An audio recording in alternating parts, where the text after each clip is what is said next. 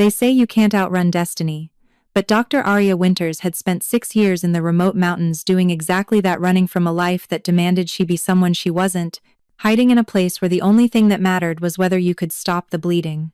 She treated loggers with severed fingers, hikers with broken ankles, and the occasional hunter who'd learned the hard way that nature always fights back.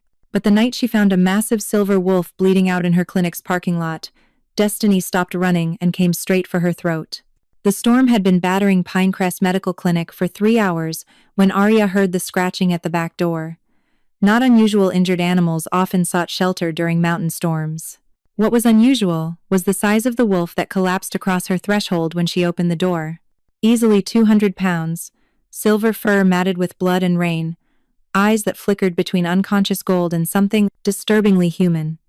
3 deep gashes across its ribcage, a bear trap's teeth marks on its left hind leg, and blood, so much blood pooling on her sterile white floors. Jesus, she breathed, her medical training overriding her shock. She'd treated wolves before, though never one this size. Never one that looked at her with such intelligent desperation before its eyes rolled back. She worked through the night with the focused intensity that had made her the top trauma surgeon at Denver General before she'd walked away from it all. Before the hospital politics, the impossible hours, and her ex-fiancé's ultimatum had driven her to this isolated mountain town, where the biggest drama was usually Mrs. Chen's recurring gout. The wolf should have died. The wounds were too deep, the blood loss too severe. But as Arya stitched and cleaned and administered antibiotics meant for animals 3 times smaller, something strange happened. The wounds began closing faster than should be possible. Not healing completely, but knitting together as if time itself had accelerated. "What are you?" she whispered, watching tissue regenerate beneath her fingers. By dawn, the storm had passed, and the wolf was sleeping peacefully on the examination table she'd covered with every blanket in the clinic. Its breathing was steady, strong. Impossible, but real. Arya should have called animal control. Should have reported a wolf this size in the area. Instead, she pulled up a chair and watched it sleep, noting details that made her medical mind itch with questions. The symmetry of its features was too perfect. Its paws were massive, but the claws were oddly well maintained. And those moments when its eyes had been open there, had been recognition there, understanding. Her phone buzzed. Her assistant Jamie, texting that they were snowed in and wouldn't make it to the clinic today. Good. Arya needed time to figure out what to do with her unusual patient. She reached out tentatively, running her fingers through the wolf's silver fur. It was surprisingly soft, warm. The moment her skin made contact, the wolf's eyes snapped open, fully gold now, burning like molten metal. It didn't growl or snap. Instead, it went completely still, staring at her with an intensity that made her breath catch. "Easy," she murmured. "You're safe. I'm not going to hurt you." The wolf made a sound. Not quite a whimper. Not quite a growl. Something that sounded almost like frustration. Then it did something that made Arya's blood run cold. It bowed its head, in what could only be described as gratitude, or submission, or recognition. No wild animal behaved this way. The wolf, because Arya refused to think of it as anything else despite mounting evidence otherwise refused to leave. 3 days passed. 3 days of Arya canceling appointments, claiming a personal emergency, while she tried to figure out what to do with the massive predator currently occupying her clinic's recovery room. 3 days of watching it heal at an impossible rate. 3 days of catching it watching her with those unsettlingly intelligent gold eyes. It ate the raw meat she brought from the butcher, but delicately, almost reluctantly. It allowed her to check its wounds, standing perfectly still during examinations like it understood medical procedures. And strangest of all, it followed her everywhere, staying within 10 feet at all times. "You need to go back to the wild," she told it on the 3rd evening, gesturing toward the door she'd left open. "You're healed enough. Whatever you are, you don't belong here." The wolf sat down, wrapped its tail around its paws, and simply stared at her. Arya ran her hands through her dark hair, exhaustion and frustration warring in her chest. She'd left Denver to escape complications, not to acquire a 200-pound shadow with predator eyes. That night, She fell asleep in her small apartment above the clinic and woke to find the wolf lying across her doorway, guarding her, protecting her. Something warm and terrifying unfurled in her chest. The next morning, everything changed. Arya was making coffee when she heard a sound that didn't belong in her quiet mountain town. Motorcycles, lots of them. She looked out the window to see a convoy of bikes pulling into Pinecrest's main square, riders all wearing the same symbol, a silver wolf's head. Her stomach dropped. The wolf, which had been sleeping peacefully, suddenly surged to its feet, a growl rumbling through its chest that made the windows rattle. "Hey, easy," Arya started, but the wolf was already moving, positioning itself between her and the window. A knock at the clinic's door made them both freeze. "Dr. Winters?" A woman's voice, smooth as silk and sharp as glass. "We're looking for someone." "Large wolf, silver fur.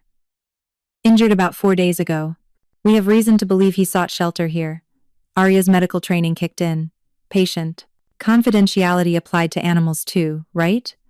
I'm sorry, but I haven't seen..." The door exploded inward. 5 people poured inside, moving with inhuman speed. 3 men, 2 women, all radiating danger. They weren't dressed like typical bikers. Their clothes were too fine, their bearing too regal. The woman in front had copper hair and eyes like chips of amber. "We can smell him," she said flatly. "Where is our king?" King. The word hung in the air like a blade. The wolf, the king, stepped into view, placing itself directly between Arya and the intruders. Another growl, this one carrying a note of command that made even Arya want to bow. The 5 dropped immediately to one knee. "Your Majesty," the copper-haired woman breathed. "Thank the moon goddess. We've been searching." Her eyes cut to Arya, and something dangerous flashed across her face. "What is a human doing with..." The wolf snarled, and the woman went silent.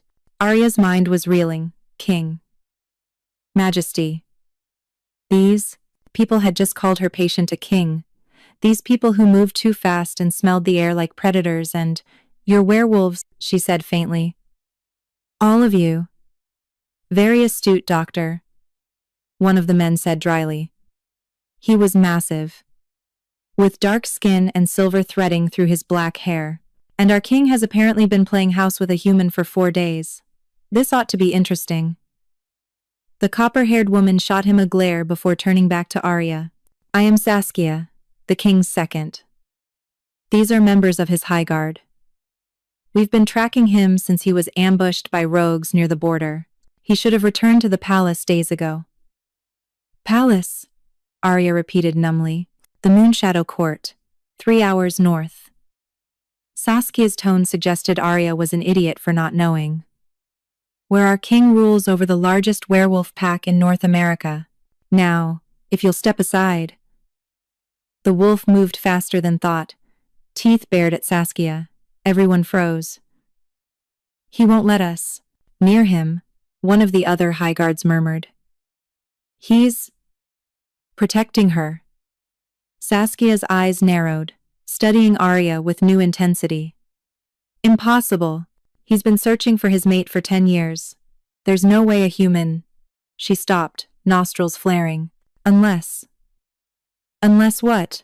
Arya demanded, fear and confusion making her bold. Saskia's expression shifted from hostility to shock to something like horror. "Unless his wolf recognized her before he did." "Your Majesty," she addressed the wolf directly. "If this human is your mate, you need to shift and confirm. The pack is in chaos without you. Rogues are massing at our borders. We don't have time for..." The wolf turned its back on Saskia and looked at Arya.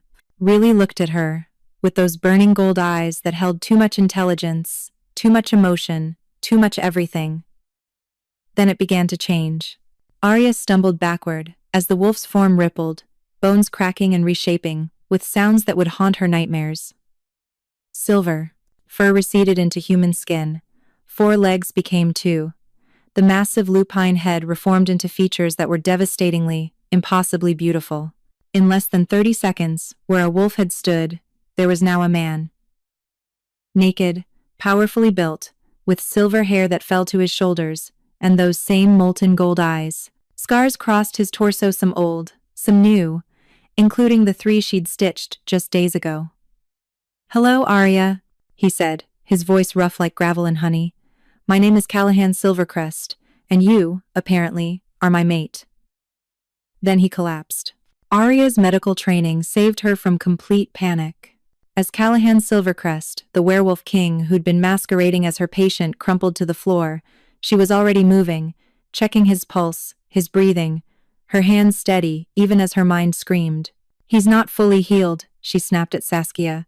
"Shifting must have torn the wounds. I need everyone out, now." "You don't give orders to the High Guard," one of the men started. "My clinic, my patient, my rules." Arya's voice cracked like a whip. "Out, or I let him bleed out on this floor while you argue protocol." Saskia raised a hand, silencing the others. "You heard her. Clear the building. Maintain perimeter. No one enters without my permission." She turned to Arya, respect grudging in her amber eyes. "You have 1 hour to stabilize him, Doctor. Then we need to move him to Moonshadow Court. We're proper healers."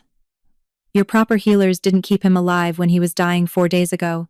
Arya shot back, already hauling Callahan's considerable weight toward the examination table. "I did." She caught the flash of something in Saskia's expression: surprise, maybe even approval before the High Guard filed out. Alone with her patient, her mate, according to him, a concept she absolutely was not processing right now. Arya worked with practiced efficiency. The wounds had reopened, but not catastrophically. She cleaned, restitched, administered antibiotics. Her hands were steady, her mind was chaos. Werewolves, kings, mates. She'd left Denver to escape destiny, and destiny had literally collapsed, bleeding on her doorstep. "Why didn't you tell me?" she whispered to his unconscious form. "Why stay as a wolf? Why not shift and explain?" "Because I was afraid," a rough voice answered. Arya jumped. Callahan's eyes were open, gold boring into her.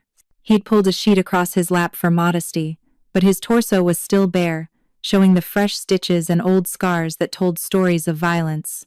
"Afraid?" she managed. "You're a king. Being a king doesn't make you fearless. It just means more people count on you not to show it." He tried to sit up, winced, allowed her to ease him back. "I'd been searching for my mate for a decade, Arya. 10 years of hoping, disappointments, false starts. When I woke up in your clinic and smelled you vanilla and antiseptic and something uniquely yours, my wolf, knew immediately." "Knew what?" "That you were ours. That after 10 years of searching, I'd found you while dying in a parking lot."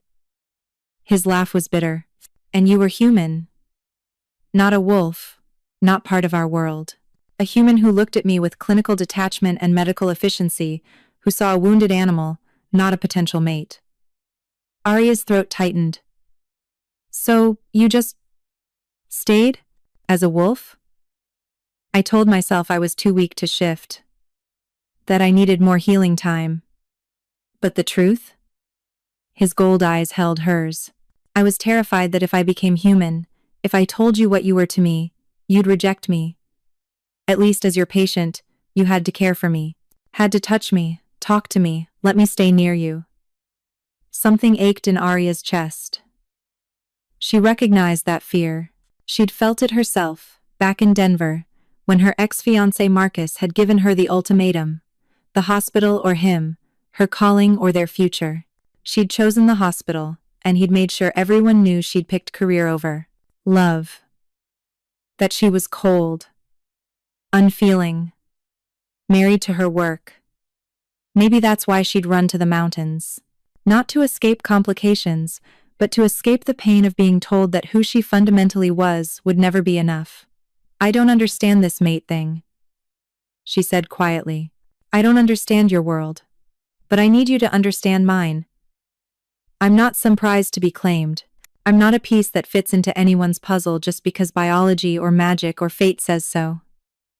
"I know." Callahan's hand moved, stopping just short of touching hers.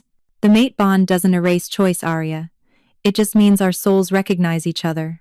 What we do with that recognition is up to us." Before she could respond, Saskia burst through the door, her expression urgent. Forgive the interruption, Your Majesty, but we have a situation. The rogues who ambushed you? They've been tracked to Pinecrest. They're in the town. And they're asking questions about a human doctor who might have treated an injured wolf. Arya's blood ran cold. Why would they care about? Because, Saskia interrupted, if they figure out you're the king's mate, before we can get you both to safety, you become leverage. They can't kill Callahan, he's too powerful. But you? Her amber eyes were sympathetic. You're human, fragile, the perfect hostage. Callahan tried to stand, swayed dangerously. How many? At least a dozen. Maybe more. Saskia's jaw tightened. You're in no condition to fight, Your Majesty. We need to evacuate. Now. I'm not leaving my clinic, Arya protested. This town, these people, they're my responsibility. And you're mine? Callahan growled, the command in his voice making her spine straighten involuntarily. Then, softer. Please, Arya. I just found you. I can't. His voice broke. I can't lose you before I even have a chance. The sound of breaking glass came from downstairs, then screams from the street outside. Too late, Saskia said grimly. Silver claws, extending from her fingertips. They're here. The rogues came through the windows like a pack of nightmares given flesh. Arya had exactly 3 seconds to process what she was seeing before Saskia shoved her behind the examination table and shifted mid-leap, her human form exploding into a copper-furred wolf that met the first attacker in mid-air. The clinic erupted into chaos. Snarls and screams, the crash of equipment, the smell of blood, both human and wolf. Through it all, Callahan tried desperately to shift, his body rippling but failing, too weak from blood loss and the recent transformation. Damn it! He grabbed a surgical tray, wielding the metal like a weapon as another rogue crashed through the door. Arya, run!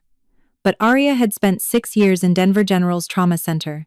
She'd worked gang shootings, multi-car pileups, mass casualty events. Panic was a luxury she'd trained herself out of. She grabbed the largest scalpel from her instrument table and pressed herself into the corner, analyzing exits, counting attackers, looking for patterns. 5 rogues inside, 3 more circling outside based on the shadows. The High Guard was fighting, but they were outnumbered. And Callahan, powerful or not, was barely standing. A rogue broke through Saskia's defense, a massive gray wolf with scars crisscrossing its muzzle and eyes that held too much intelligence for a mindless beast.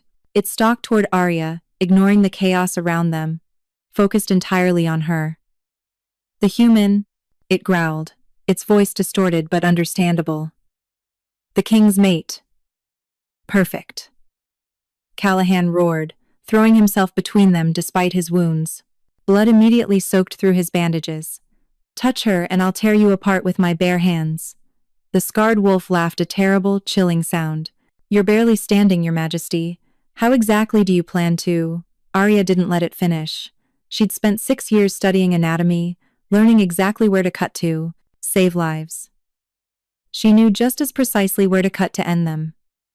The scalpel slid between the rogue's ribs like butter, finding the precise spot where canine and human anatomy overlapped. Not deep enough to kill, but deep enough to hurt. To surprise, to give them seconds. Run! She screamed at Callahan. But Callahan didn't run. Instead, something changed in his eyes. The gold ignited to white-hot flame. When he spoke, his voice carried power that made the very air vibrate. I am Callahan Silvercrest, Alpha King of Moonshadow Court, son of the Silver Moon Line, heir to the ancient pact. The words felt ritualistic, primal. And you have threatened my mate. Power exploded from him like a shockwave. Every wolf in the room, rogue and High Guard alike, was driven to their knees by the sheer force of his alpha command. Even Saskia whimpered, fighting the compulsion to submit. Only Arya remained standing, untouched by the supernatural force, watching in awe as Callahan finally, fully shifted. This wasn't the wolf she'd treated in her clinic. That had been impressive. This was godlike, easily the size of a small horse, silver fur that seemed to glow with its own light, eyes like twin suns. This was what a wolf king looked like when he stopped holding back. The fight lasted less than a minute.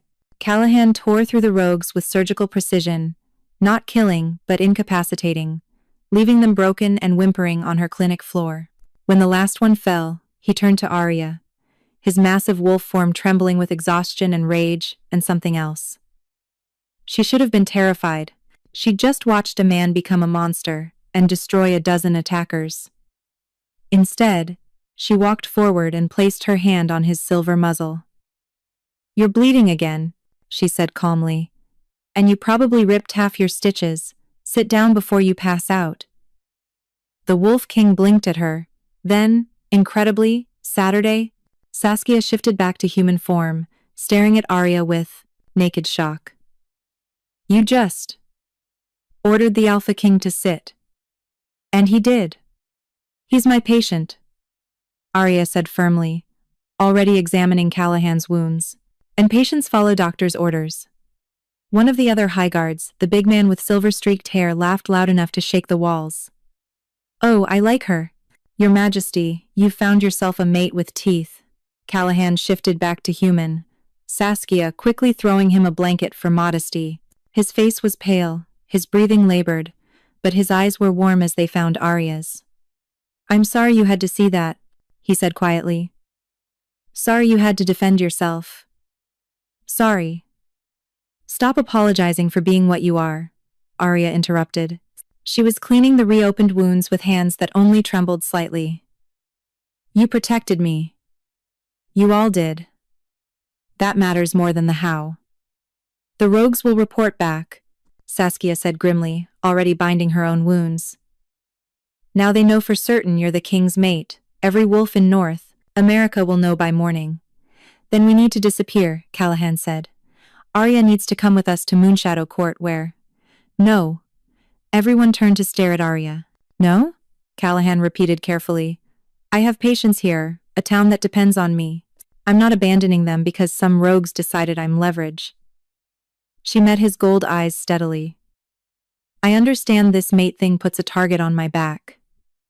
But running won't change that. If anything, it confirms I'm valuable enough to chase." "She's right," the silver-haired highguard said thoughtfully. "Running makes her look weak. Staying makes her look protected, untouchable." Saskia's eyes narrowed. "You're suggesting we bring the full weight of the Moonshadow Court here? To defend one human town?" "I'm suggesting," Arya said before anyone else could speak, "that you teach me to defend myself. I stabbed one of them tonight with a scalpel. Imagine what I could do with actual training." Callahan looked at her for a long moment. Then, despite his exhaustion and pain, he smiled. Truly smiled for the first time since she'd met him. "You're not at all what I expected in a mate," he said. "Good," Arya replied. "I'm not particularly interested in meeting expectations. Now sit still while I restitch these wounds." Again. Outside, dawn was breaking over Pinecrest, painting the mountain town in shades of gold and silver. In the clinic, surrounded by broken glass and blood and the aftermath of violence, a human doctor stitched up a werewolf king while his pack watched in amazement. The mate bond Callahan had feared she'd reject thrummed between them, warm and right and terrifying. But Arya Winters had never been one to back down from terrifying. She'd figure this out, one stitch at a time. Moonshadow Court arrived in Pinecrest, like a tidal wave of supernatural power, barely contained in civilized clothing. 20 more highguards, 3 senior advisors, and a woman Saskia introduced with barely concealed distaste as Celestine Ravenna, the court's high seer and His Majesty's former betrothed. Arya was cleaning blood off her clinic floor when Celestine swept in, all willowy grace and midnight hair, her silver eyes assessing Arya like one might evaluate a particularly disappointing piece of furniture. "This is the human?" Celestine's voice was beautiful, melodic. It made Arya want to punch her. "Callahan, surely you're mistaken. The prophecies said your mate would be..." "Celestine." Callahan's voice was quiet, but carried enough warning to make the seer close her mouth. He was sitting on the examination table again, freshly bandaged, looking exhausted, but alert. Arya saved my life. She's defended herself against rogues. She's refused to run. Perhaps your prophecies need updating. Celestine's smile was sharp as glass. Or perhaps the mate bond has been misread. It wouldn't be the first time a king mistook proximity and gratitude for destiny. The temperature in the room dropped 10 degrees. Careful, Saskia growled. You're speaking about your queen. Am I? Celestine turned those unnerving silver eyes on Arya. Has she accepted the bond, been marked, gone through the mating ceremony? Or is she simply a human doctor who happened to be convenient? Arya set down her mop carefully, acutely aware of every supernatural being in the room watching her. This felt like a test. Maybe even a trap. I'm a human doctor, she said calmly, who happened to save your king's life when he was bleeding out in a parking lot. Whether I'm convenient or destined, or just catastrophically unlucky, remains to be seen. But I'm not going anywhere just because some prophecy says I don't fit. Silence. Then Callahan laughed. Actually laughed, the sound filling the clinic with warmth. I knew I liked you, he said. Then to Celestine, the council will accept my mate. They don't have a choice. The bond is real whether you approve or not. The council may have something to say about a human queen. One of the advisors interjected nervously. He was older, with gray threading through his dark hair and spectacles perched on his nose. There are concerns about bloodlines, about her ability to bear heirs, about whether I'm strong enough, Arya interrupted. Durable enough? Useful enough? She'd heard these arguments before, in different words. Marcus had made them when he demanded she quit surgery. I've survived medical school, residency, and 6 years of trauma surgery. I stabbed a rogue werewolf with a scalpel last night. I think I can handle your council's concerns, the advisor blinked. Yes. Of course, Dr. Winters. I didn't mean to imply. Yes, you did. Arya wasn't angry, just tired. And that's fine.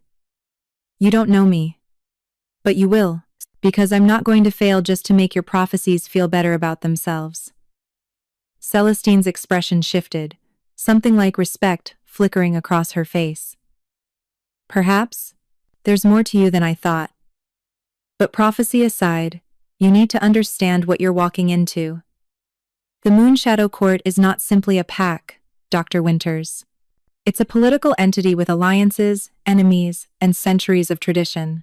As the king's mate, you'll be expected to navigate politics, maintain alliances, represent his interests, and probably look decorative at formal functions, Arya finished. I worked in hospital administration. I know how hierarchies and power structures work. Hospital administration, Celestine repeated, her tone suggesting Arya had just compared a nuclear reactor to a campfire. Where I regularly negotiated with insurance companies who'd rather let patients die than pay for treatment, surgeons with god complexes, and board members more concerned with profit margins than mortality rates. Arya met the seer's silver eyes steadily. I imagine your counsel will be a refreshing change. At least you admit your predators. This time, several of the High Guards laughed outright. Callahan's expression was warm, proud even, as he watched her hold her own against his court. Arya's staying here, he announced. Moonshadow Court will establish a presence in Pinecrest. Rotating High Guards. Security measures. Whatever's necessary. But she's not being dragged away from her life just to satisfy protocol. Your Majesty, the bespectacled advisor protested. The council will insist she come to the court for the formal presentation. Tradition demands. Then tradition will wait until my maid is ready. The command in Callahan's voice left no room for argument. I've searched for her for 10 years. I'm not losing her because the council can't be patient for a few more weeks. Celestine studied them both with those unsettling silver eyes. The bond is genuine, she said finally, and it sounded like the words cost her. I can see it now. Threads of fate wrapped around you both like chains, or perhaps ropes pulling you toward something inevitable. Chains or ropes? Arya asked. That depends entirely on whether you embrace the bond or fight it. Celestine's smile was not kind. But know this. Dr. Winters' the mate bond is not a fairy tale. It will demand everything from you. Your humanity, your freedom, possibly your life. Callahan's enemies will use you against him. The court will test you constantly, and the longer you remain unmated, the more vulnerable you both become. Vulnerable how? Arya demanded. Saskia answered, her tone grim. An incomplete mate bond is like an open wound in the supernatural world. Other wolves can challenge Callahan's claim. You can be marked by another alpha if you're not protected by the king's bite. And worst of all, the bond itself will degrade, becoming painful, destructive, potentially fatal to both parties. The clinical part of Arya's mind categorized this as important medical information. The rest of her was too busy panicking. How long do we have? She asked, quietly. Before the bond becomes dangerous? Celestine's expression was calculating. 3 months. Maybe 4. After that, the deterioration accelerates. 3 months to decide if she wanted to permanently bind herself to a werewolf king. To leave behind humanity for a world of magic and violence and politics. 3 months to choose between the life she'd built and a destiny she'd never asked for. Then we have 3 months, Arya said firmly, to get to know each other, to let me learn about your world, to figure out if this mate bond is fate or just supernatural biology trying to make decisions for us. Callahan's hand found hers, warm and solid. 3 months, he agreed. No pressure, no expectations. Just us. Celestine laughed, the sound like breaking ice. You're both fools if you think fate will give you 3 months of peace. The rogues know about her now. By tomorrow, every pack in North America will know the Alpha King has found his mate, and she's human. Let them know, Callahan said, his gold eyes blazing. Let them try to take her. I've spent 10 years searching. I'll spend the next 100 protecting her, if that's what it takes. Outside, more motorcycles roared into Pinecrest, the High Guard establishing their presence, claiming the town as under the court's protection. Arya looked at her clinic, her sanctuary, her escape, her carefully built life, and watched it transform into something else entirely. A battleground, a political chess piece, a symbol of whatever this mate bond meant, but also, still hers. I need to check on my patients, she said, pulling her hand from Callahan's. Not rejection, just space. People in town will be terrified after last night. I need to make sure they're okay. I'll come with you, Callahan said immediately. No. Arya's tone was gentle but firm. You need to rest. Your wounds need time to heal without you tearing them open, fighting or shifting or doing whatever supernatural thing you're about to do next. Stay here. Let your people guard you. I'll be fine. Arya. I've walked these streets for 6 years without supernatural protection. I think I can manage one more afternoon. She grabbed her medical bag, then paused. Besides, if I'm going to be your mate, if I'm going to stand beside you in front of this council, I need them to see. I'm not just some fragile human who needs constant protection. I need them to see I can take care of myself. Callahan looked like he wanted to argue. But something in her expression must have convinced him, because he nodded slowly. Take 2 high guards, non-negotiable, and keep your phone on. Deal. As Arya headed for the door, Celestine's voice stopped her. Dr. Winters? One more thing. The seer's silver eyes gleamed with something that might have been warning or might have been curiosity. I've seen fragments of your future, fire and blood. Choices that will break kingdoms. You're going to change everything, whether you mean to or not. Cryptic prophecies are not helpful, Arya said dryly. No. Celestine agreed. But they're honest. The question is, will you be ready when the fire comes? Arya thought about the scalpel she'd driven into a rogue's ribs. About standing her ground when every instinct screamed to run. About choosing the mountains over Marcus's ultimatum. I guess we'll find out, she said, and walked out into the morning sun, with 2 werewolf guards flanking her like shadows. Behind her, in the clinic that had become ground zero for her new impossible life, a werewolf king watched her go with eyes that held 10 years of longing and 3 months of hope. The countdown had begun. Pinecrest reacted to the supernatural occupation about, as well as Arya expected. Poorly. Mrs. Chen barricaded herself in her house and refused to come out for her blood pressure medication. The Hendersons, a family of loggers, showed up at the clinic armed with silver bullets and holy water they'd ordered overnight from some questionable internet site. Even Jamie, her unflappable assistant, who'd seen everything in 6 years of mountain medicine, called to quit over the phone. "I appreciate the opportunity, Dr. Winters. But I didn't sign up for werewolves. My mom's freaking out. My boyfriend thinks I'm going to get eaten. I can't." Arya stood in the middle of Main Street, phone pressed to her ear, watching high guards patrol in shifts while tourists fled and locals hid, and felt her carefully built life crumbling. "I understand," she said quietly. "I'll mail your final paycheck." She ended the call and found Saskia watching her with those unreadable amber eyes. "Your people fear us," the high guard said. "It wasn't a question. Wouldn't you? A week ago, they thought werewolves were movie monsters. Now there's 20 of you patrolling their town." Arya rubbed her temples, exhaustion making her sharp. "They need time, and probably therapy." "We don't have time." Saskia gestured to the mountains surrounding them. "The rogues are regrouping. They'll attack again. Probably in force. If your people won't accept our protection, then I need to convince them." Arya looked at the shuttered windows, the empty streets. "Town meeting, tonight.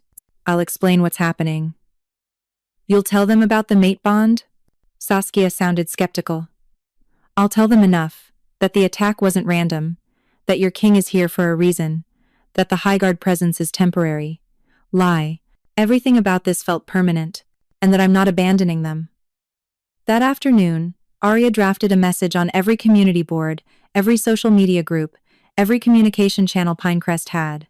"Emergency town meeting, 7 p.m., community center, mandatory attendance, free coffee, and Mrs. Patterson's famous cookies." The bribery worked. By 7 p.m., the community center was packed with every resident, brave or curious enough to show up. Arya stood at the front, acutely aware of Callahan in the back row, trying to look inconspicuous and failing miserably. Even seated, even trying to blend in, he radiated power. "I know you're scared," Arya began without preamble. "I know the past week has been confusing and terrifying. I know you have questions." "Are you one of them?" someone shouted from the back. "No. I'm human. Completely, boringly human." Arya held up her hands.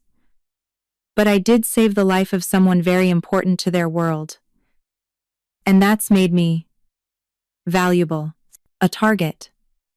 "So they're here to protect you?" Mrs. Chen demanded, clutching her purse like a weapon. "We're in danger because of you?" The accusation hit harder than it should have. Arya forced herself to stay calm. "Yes," she admitted. "I'm sorry. I never meant for this to affect anyone else. But the alternative, me leaving, the Highguard abandoning Pinecrest, means you'd all be vulnerable to the rogues who attacked. The ones who don't follow rules or care about human life. And these ones do?" A logger gestured at the Highguards lining the walls. "Care about human life?" Before Arya could answer, Callahan stood. The entire room went silent. "My name is Callahan Silvercrest," he said, his voice carrying, despite not being raised. "I'm the Alpha King of Moonshadow Court, the largest werewolf pack in North America, and I'm here because Dr. Winters saved my life when I was dying." He moved forward, every eye tracking him. Arya saw fear in some faces, curiosity in others, calculation in a few. "I understand your fear. My kind has remained hidden for centuries. You've built your lives believing we were myths. That safety was guaranteed as long as you stayed ignorant." He stopped beside Arya, his presence overwhelming. "That illusion is gone now. I'm sorry for that. but I won't apologize for protecting what's mine. The possessive declaration sent murmurs through the crowd. She's not property, someone muttered. No, Callahan agreed, surprising everyone. She's not. She's my mate. Think of it as the supernatural equivalent of a soulmate, and I'd die before I let anyone harm her. But that protection extends to this town, to all of you, because she cares about you. I care about you. Your safety is my priority, not because I'm generous, but because it matters to her. The logic was manipulative and romantic in equal measure. Arya wanted to argue but couldn't fault the strategy. An older man stood, his weathered face thoughtful. How long? Excuse me? Callahan asked. How long will you be here? How long does this protection last? Callahan's jaw tightened. He looked at Arya. Something vulnerable in his gold eyes. That depends on Dr. Winters. If she accepts the mate bond permanently, my protection of this town becomes eternal. If she doesn't. He didn't finish, but the implication was clear. The crowd's attention shifted to Arya. She felt their judgment, their fear, their hope, all pressing down like physical weight. I don't know, she said honestly. This world, your world is new to me. I'm still figuring out what it means, what I want. But I promise you this, I'm not going anywhere. Pinecrest is my home, these are my people. Whatever I decide about the mate bond won't change that. Mrs. Chen stood, her expression softening slightly. You've been good to us, Dr. Winters. When my husband was dying, you sat with me for 6 hours. When the Peterson boy broke his leg skiing, you drove through a blizzard to set it. We trust you. Others nodded. Small gestures of support that made Arya's throat tight. Then trust me now, she said. Trust that I'm trying to keep you safe. Trust that these wolves, she gestured at the high guard, are here to help, not harm. And trust that if I tell you to run, to hide, to fight, I'm doing it to protect you. The meeting didn't end with cheers or acceptance. But it ended with cautious agreement. Pinecrest wouldn't fight the high guard presence. In exchange, the wolves would minimize their visibility, respect human boundaries, and stay the hell out of Mrs. Chen's garden. Small victories. As the crowd dispersed, Arya found herself alone with Callahan under the community center's dim lights. You didn't tell them about the 3-month deadline, he observed. Would it have helped? Made them less afraid to know that if I don't accept the bond, you'll both deteriorate and the protection might vanish? She shook her head. They have enough to worry about. What about you? He moved closer, not touching but near enough that she felt his warmth. What do you have to worry about? Everything, she admitted. I worry about losing myself in your world, about becoming someone I'm not just to fit, about failing you, your court, these people, about making the wrong choice and regretting it forever. And if there is no wrong choice? Callahan asked softly. What if every path leads somewhere worth going? Spoken like someone who's never made a catastrophic mistake. I've made plenty. His smile was sad. I spent 10 years searching for you in all the wrong places, looking for someone who fit prophecies and expectations instead of simply looking for someone real. I wasted a decade, Arya. Don't waste your 3 months trying to be perfect. Just try to be honest, with me and yourself.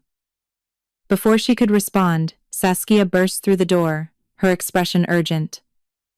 Your Majesty, we have a problem. The council's called an emergency session. They're demanding Dr. Winters appear before them immediately to verify the mate bond. Tell them to wait, Callahan said flatly. They're threatening to declare the bond illegitimate if she doesn't appear within 72 hours. If that happens. Saskia's amber eyes flicked to Arya. The protection of the court won't extend to her, or this town, and any alpha will be free to challenge your claim. Callahan's expression turned thunderous. They wouldn't dare.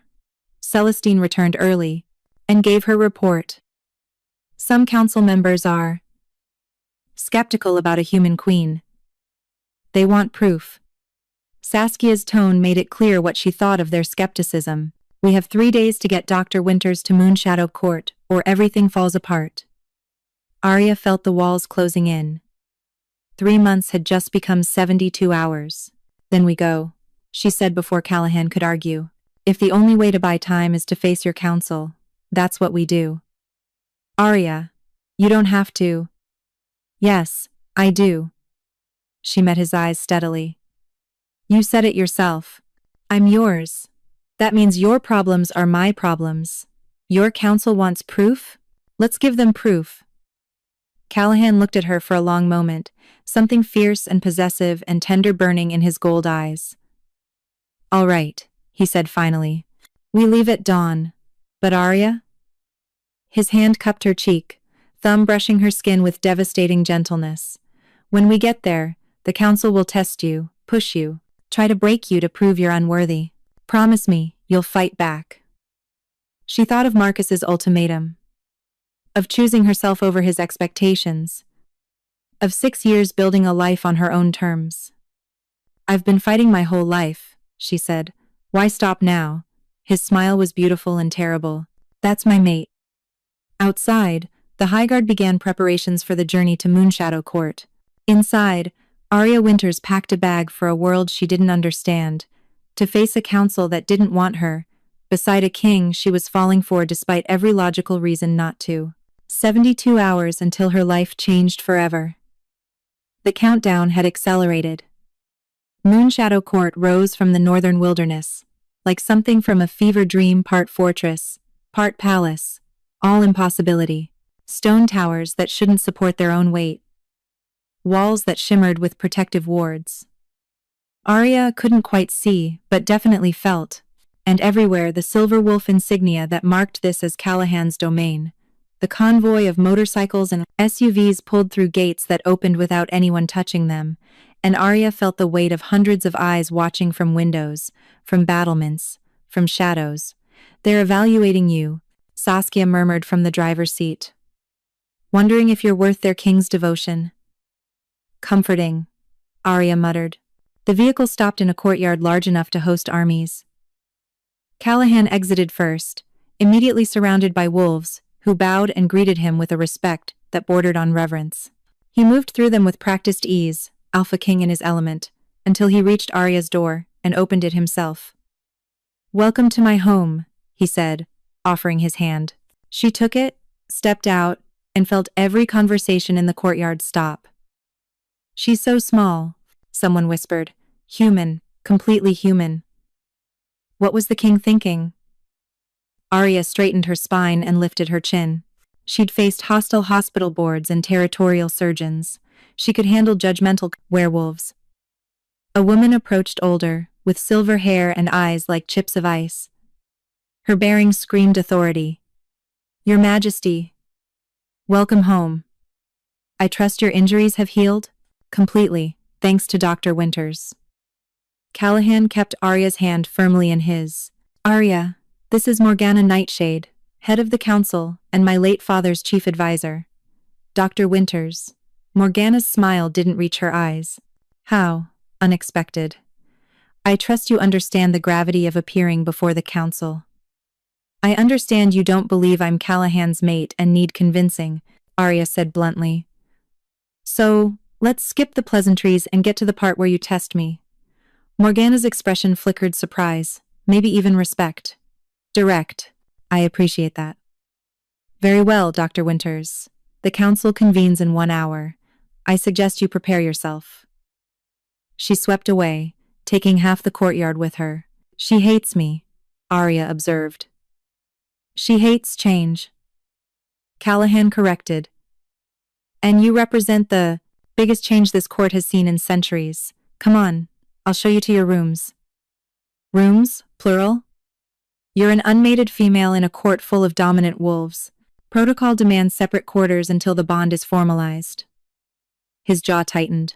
I don't like it, but I won't disrespect you by ignoring your autonomy.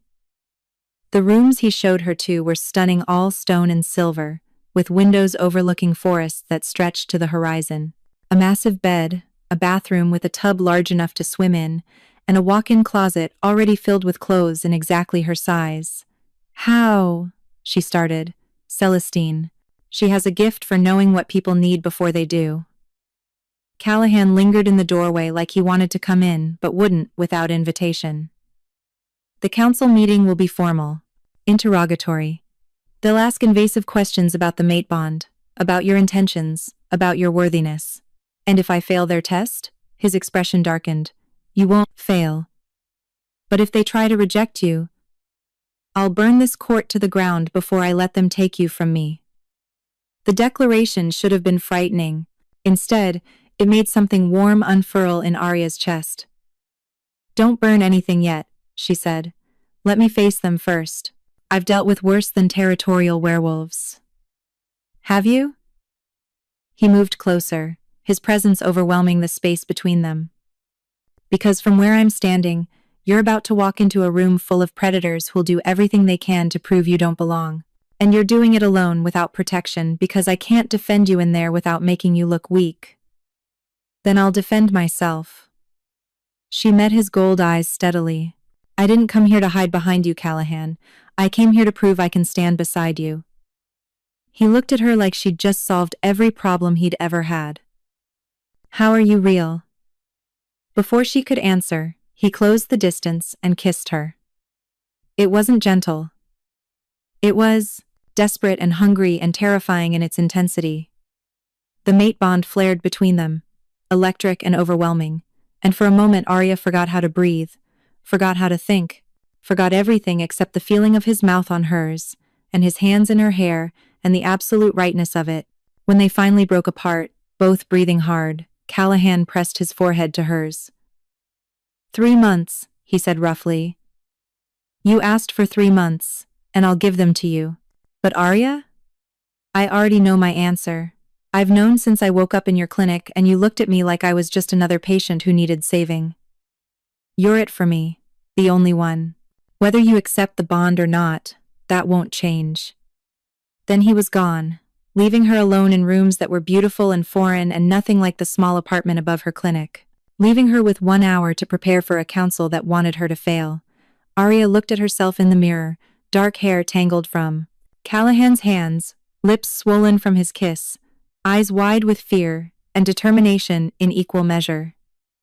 You've got this, she told her reflection. You're a trauma surgeon. You've held beating hearts in your hands. You can handle one interrogation from some werewolf bureaucrats. The pep talk would have been more effective if her hands weren't shaking. Exactly 1 hour later, Saskia arrived to escort her to the council chambers. One piece of advice, the Highguard said as they walked through corridors lined with portraits of past kings. Don't show fear. The council respects strength above all else. Any weakness, any hesitation, they'll exploit it. Noted. The council chamber was circular, with 12 seats arranged in a semicircle around a central platform. 11 seats were occupied. The 12th directly opposite the others stood empty. Callahan's seat. He stood beside it, gold eyes tracking Arya as she was led to the center platform. Alone, exposed, judged by 12 pairs of supernatural eyes. Morgana Nightshade stood. Dr. Arya Winters. You stand before the Council of Moonshadow Court accused of claiming false mate bond status with our king. How do you plead? Accused? Arya's voice echoed in the chamber. I haven't claimed anything. Your king claimed me. Murmurs rippled through the council. Regardless, Morgana continued, the burden of proof falls to you. Convince us that you are truly Callahan Silvercrest's mate, or face rejection from this court and loss of all protection such status provides. How, exactly, am I supposed to prove a supernatural bond I barely understand? Arya demanded. A thin man with wire-rimmed glasses spoke up. The mate bond manifests physically. Scent recognition, inability to tolerate separation, protective instincts that override reason. His Majesty displays all these signs. You, however. He sniffed disdainfully. You appear remarkably unaffected. Because I'm human? Arya shot back. I don't have Supernatural senses. I can't smell emotions, or feel pack bonds, or whatever you people do, but that doesn't make the connection any less real. Prove it, another council member demanded. If you're truly his mate, you should feel something. Fear of losing him, desperate need for his presence, willingness to die for him. I stabbed a rogue werewolf with a scalpel to protect him, Arya said flatly. Is that proof enough? That's survival instinct, not mate bond devotion. Arya's temper, carefully controlled until now, snapped. You know what? You're right. I don't feel some overwhelming magical compulsion. I don't dream about him every night or pine dramatically when he's away. I'm a doctor, not a romance novel protagonist. But here's what I do feel. Respected. Seen. Valued for who I am, not who you think I should be. Callahan doesn't want me to be anything other than myself. Can any of you say the same about your mates? Silence. Sharp. Uncomfortable silence. Then Celestine spoke from her seat, her silver eyes gleaming. The bond is real. I've seen it. Threads of fate binding them tighter with each passing day. But the council isn't wrong to question. Doctor, Winters hasn't accepted the bond. She's given herself 3 months to decide. And an incomplete mate bond is a vulnerability our enemies will exploit. Then we demand she accept or reject the bond now, Morgana declared. No more delays. The court cannot operate in this state of uncertainty. No. Callahan's voice cut through the chamber like a blade. You don't get to demand anything from her. She's not your subject. She's your future queen, whether you like it or not. And I've given her 3 months to make her choice without pressure. That stands. Your Majesty, Morgana said carefully. With all respect, you're thinking with your heart, not your head. This human has a name. Arya interrupted. And is standing right here. If you have something to say about me, say it to my face. Morgana's eyes narrowed. Very well. You're a liability. Weak, human, unprepared for the dangers of our world. Your presence puts the king at risk, distracts him from his duties, and threatens the stability of this court. The kindest thing you could do is reject the bond and disappear back to your mountain clinic before someone gets hurt. The words landed like physical blows. Every fear Arya had been suppressing crystallized in that moment. She wasn't enough. Wasn't strong enough. Supernatural enough. Worthy enough. The same voice that had whispered in her head when Marcus delivered his ultimatum, when she'd chosen her career and watched him walk away, when she'd convinced herself that being alone was better than being inadequate. But then she looked at Callahan, saw the absolute faith in his gold eyes, the certainty that she could handle this, and something in her broke, or maybe healed. Hard to tell the difference. You're right, she said quietly. Every council member leaned forward. I am weak, human, unprepared. I have no supernatural abilities, no pack bonds, no magic running through my veins. I'm everything you say I am, Morgana smiled triumphantly. But here's what you're wrong about, Arya continued, her voice gaining strength. I'm also a surgeon who's held beating hearts in her hands. A doctor who's saved lives you people would consider lost causes. I've worked 72-hour shifts, made life and death decisions in seconds, and carried the weight of other people's survival on my shoulders for years. I know pressure. I know responsibility. I know what it means to be the only thing standing between someone and death. She looked at each council member in turn. You want me to prove I'm worthy? Fine. Give me your hardest test. Your most impossible challenge. Because I've spent my entire life proving I belong in rooms that didn't want me. This is just one more. The silence that followed was different, evaluating, considering. Then a woman in the back spoke, young, with scars crossing her face. I like her, she's got spine. Spine isn't enough, Morgana countered. No, Callahan said, his voice resonating with alpha command. But it's a start. The council will accept my mate. Not today, maybe, but you will. Because she's not going anywhere, and neither am I. He descended from his platform and walked to Arya, offering his hand. She took it, felt the mate bond thrumming between them. Warm and right and terrifying. "This meeting is adjourned," Callahan declared. "We'll reconvene when the council remembers that I'm the king, and my personal life is none of your damn business." He led Arya from the chamber, leaving chaos in their wake. Outside, in the corridor lined with portraits of his ancestors, Callahan stopped and pulled her into his arms. "You were magnificent," he murmured into her hair. "I was terrified," she admitted. "Good. Fear means you understand the stakes. But you didn't run. You stood there and faced them down like you were born to do it." He pulled back to look at her. "Arya, you don't have to prove anything to me. You already have. The question is, what do you need to prove to yourself?" She thought about that. About Marcus and Denver, and 6 years of hiding in the mountains. About choosing herself over expectations. About maybe, finally, choosing herself and someone else. "I need time," she said, "like you promised. 3 months to figure out if this bond is real, or just fate trying to make decisions for us. 3 months to learn your world without drowning in it. 3 months to see if I can be your mate without losing myself. Then you'll have it," he promised. "No more council demands. No more pressure. Just us." But even as he said it, Arya saw Celestine watching from the shadows, her silver eyes knowing.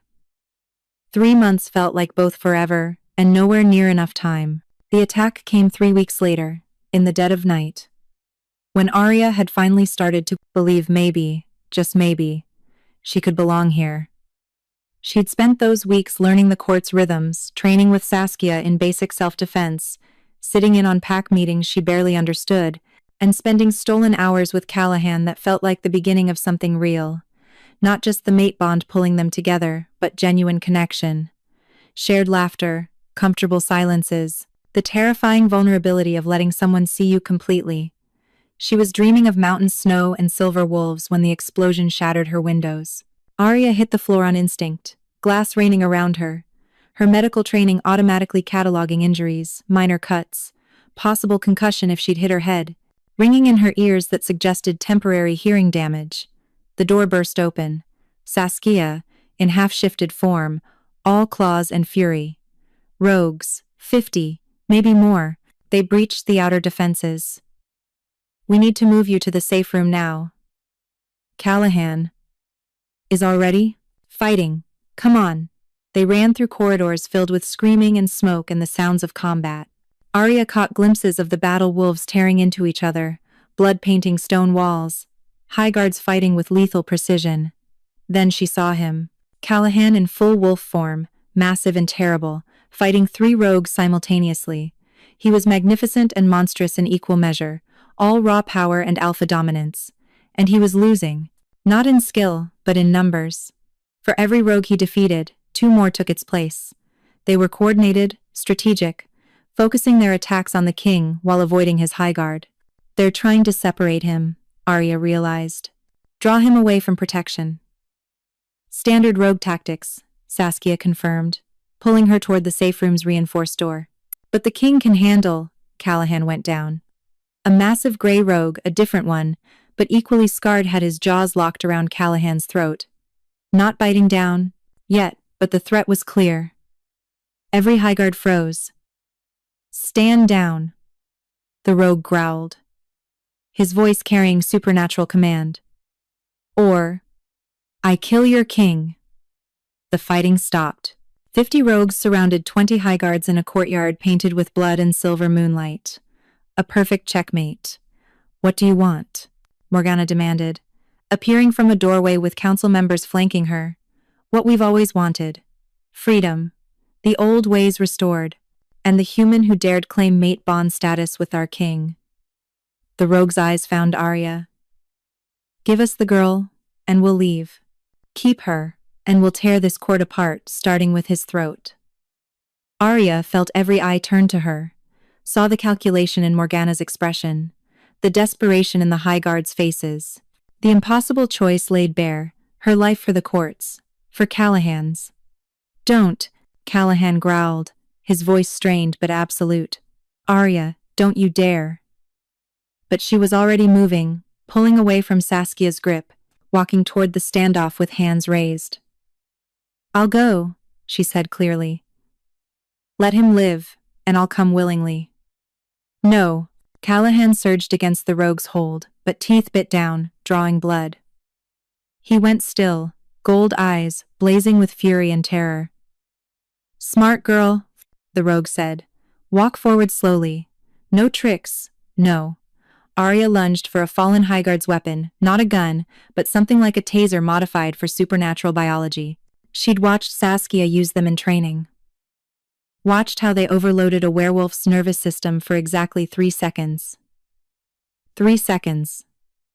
She fired point blank at the rogue.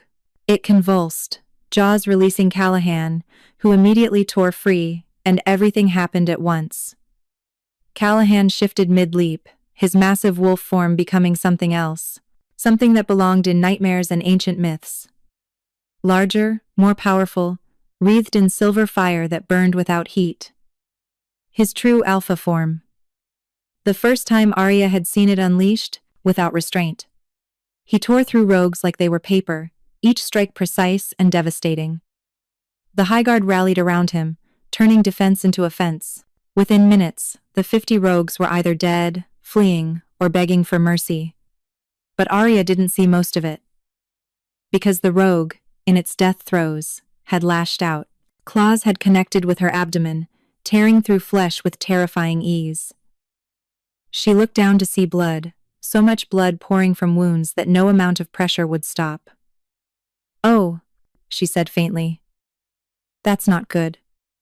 Then she was falling. And Callahan was there. Shifted back to human form, catching her before she hit the ground. No, no, no, he chanted, his hands frantically trying to stop the bleeding. Arya, stay with me. Medic. I need a medic now. Funny, she murmured, shock making her thoughts fuzzy. I'm usually the one saying that. Don't joke, don't you dare joke right now. His voice broke. You're going to be fine. You hear? Me? You're going to be fine because I just found you and I'm not losing you. I won't, I can't. Callahan. She reached up with blood-slicked hands to touch his face. Listen to me. The wounds are too deep. I know anatomy. I know what's been hit, even with your healers. No. Tears tracked through the blood on his face. There has to be something. There has to be... The mate bond. Celestine's voice cut through the chaos. She appeared beside them, silver eyes blazing with urgency. A full mating can transfer supernatural healing. If you mark her now, if she accepts the bond completely, your alpha blood might save her. She hasn't decided, Callahan said desperately. She needs 3 months, I promised. She has 3 minutes, Celestine interrupted brutally. Mark her now or lose her forever. Those are your options. Arya felt consciousness slipping, felt her surgeon's mind cataloging the stages of blood loss with detached precision. Stage 3, hemorrhagic shock, maybe 4 minutes, not hours. Do it, she whispered. Arya. Do it. I accept. The bond, the bite, all of it. I choose you. I've been choosing you since you collapsed in my parking lot. I was just too scared to admit it. She smiled despite the pain. Guess I'm out of time for fear. Callahan looked at her with so much love and anguish, it hurt worse than the wounds. Are you sure? He asked. Once I mark you, there's no going back. You'll be bound to me, to this world, forever. No more human life, no more... I'm sure. And she was. Dying had a way of clarifying things. I love you. I don't need 3 months to know that. I needed 3 minutes of possibly losing you to understand I'd rather have 1 day as your mate than a lifetime of what-ifs. He kissed her then, gentle, despite the urgency, tasting like salt and blood and promises. Then he bit down. His teeth sank into the junction of her neck and shoulder, the traditional mating mark. Not deep enough to kill, but enough to break skin, to mix their blood, to activate the supernatural bond that had been waiting for this moment. Fire exploded through Arya's veins. Not painful, but intense. Overwhelming.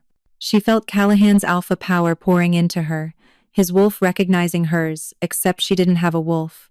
She had nothing but humanity and determination. And oh God, it was too much. It was burning her from inside out, remaking every cell, every molecule, every something shifted. Deep in her DNA, in places science hadn't mapped and magic didn't reach, something ancient woke up. Not wolf, but not purely human either. Something in between. Something new. Her wounds began to close. Not with supernatural speed, but faster than human normal. Faster than should be possible. It's working, Celestine breathed. The bond is taking. She's surviving the transformation. Arya gasped as the fire receded, leaving behind something that thrummed with power. She could feel Callahan now, really feel him. His emotions, his presence, his absolute certainty that she was his and he was hers. The mate bond, complete and unbreakable. Welcome back, Callahan murmured against her hair, holding her like she might disappear. Welcome to what? Her voice was rough. What am I now? Something unprecedented, Celestine said, kneeling beside them. A human who accepted an alpha's mate mark and survived. You're not wolf, you'll never shift, never have our strength, but you're not fully human anymore either. You're bonded, connected to the alpha through ties that will last your lifetime. His power will protect you, his pack will recognize you as queen. And you'll heal faster, live longer, sense things humans can't. So I'm a hybrid? You're unique, Callahan corrected. You're mine, and you're alive, which is all that matters. Around them, the courtyard was silent. Highguards and council members alike stared at Arya, with expressions ranging from awe, to terror, to respect. Morgana approached slowly, her icy demeanor fractured. You sacrificed yourself for the king, faced certain death to save him. She actually knelt before Arya. I was wrong about you, Dr. Winters. You are exactly the queen this court needs. Others followed. One by one, the council and Highguard knelt before their human, but not quite human anymore, queen. Arya, still bleeding and exhausted and processing her new supernatural reality, looked at Callahan. So, I guess the 3 months is over? He laughed, the sound breaking with relief. I guess it is. No regrets? She thought about her clinic, her carefully built isolation, her determination to never let someone else define her worth. Then she felt the mate bond humming between them, solid and true and chosen despite impossible odds. No regrets, she said, though I'm definitely going to need therapy, supernatural therapy. Does that exist? We'll figure it out, he promised. Together. As the sun rose over Moonshadow Court, painting the blood-stained courtyard in gold and silver, a human doctor who'd saved a wolf's life found herself irrevocably bound to a king who'd waited 10 years to find her. The choice had been made, the bond completed. Everything else would just have to catch up. The aftermath of battle and bonding was bureaucratic chaos wrapped in supernatural politics with a side of medical crisis. Arya spent 3 days in the court's healing wing, not because her wounds were life-threatening anymore, but because every supernatural doctor wanted to study the unprecedented human-turned-mate-bonded hybrid.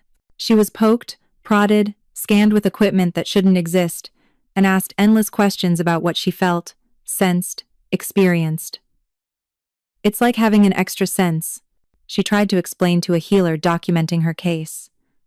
I can feel Callahan's presence even when he's not in the room, sense his emotions like they're weather patterns, and sometimes I hear things I shouldn't. Conversations 3 rooms away, heartbeats from down the hall.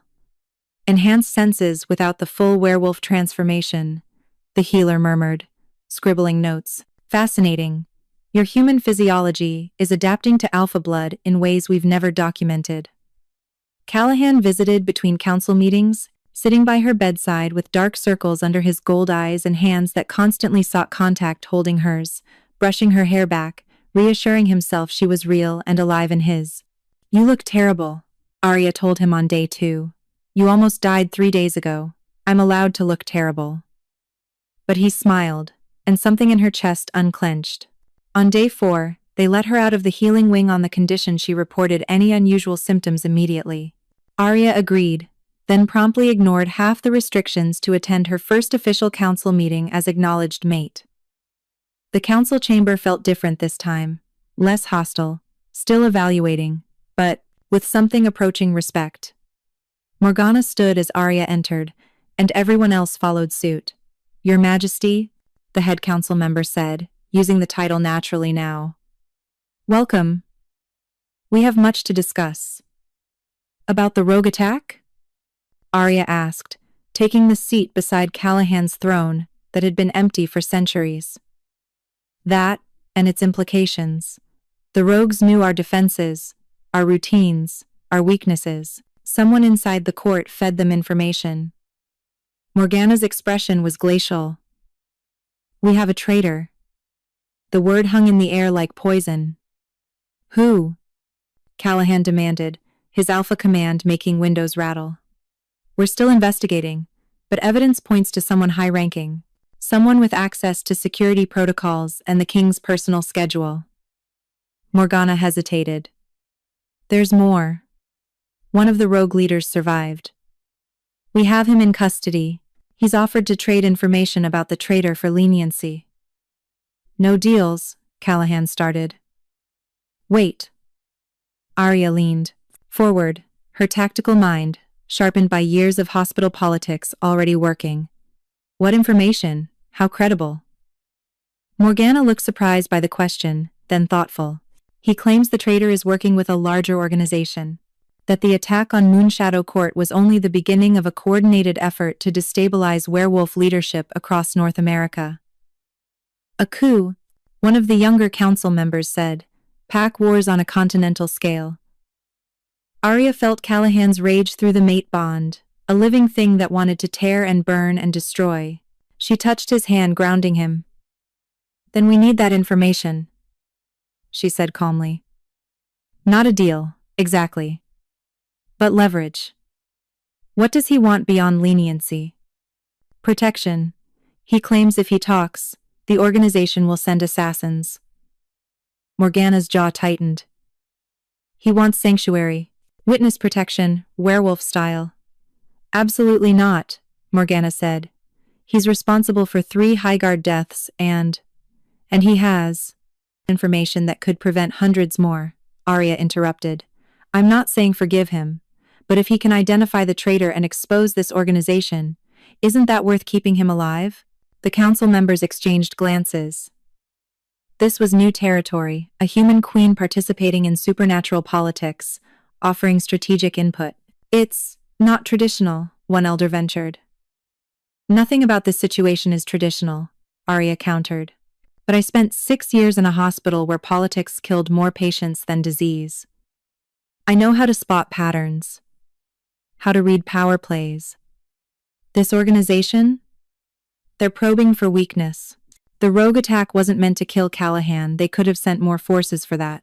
It was meant to test response times, defensive capabilities, internal cohesion.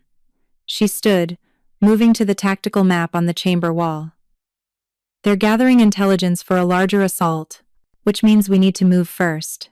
Use the rogue's information to identify the traitor, then feed false intelligence back through their network. Make them think we're weaker than we are. Draw them into a trap. Silence. Every council member staring at her like she'd just spoken a foreign language. That's actually brilliant, Saskia said from her guard position. Classic counterintelligence strategy. Callahan looked at Arya with an expression that made the mate bond pulse with warmth. You've been here 4 days, and you're already restructuring our defense strategy. Is that a problem? She asked. No. His smile was fierce with pride.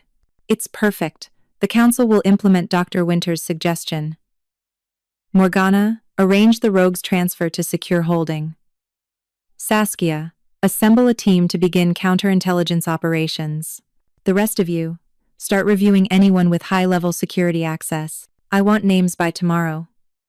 As the meeting adjourned and council members filed out, many stopped to nod at Arya with something approaching approval. Even Morgana paused. "Your Majesty," she said to Arya specifically. "Perhaps I underestimated what humanity could bring to our court. Strategic thinking unclouded by pack politics or supernatural bias. It's refreshing." After she left, Callahan pulled Arya close, his breath warm against her temple. "You're incredible. You know that? I'm just applying hospital administration skills to supernatural problems. Same politics, higher stakes, more fur." But she leaned into him, exhaustion suddenly overwhelming. "Callahan? I need to go back to Pinecrest.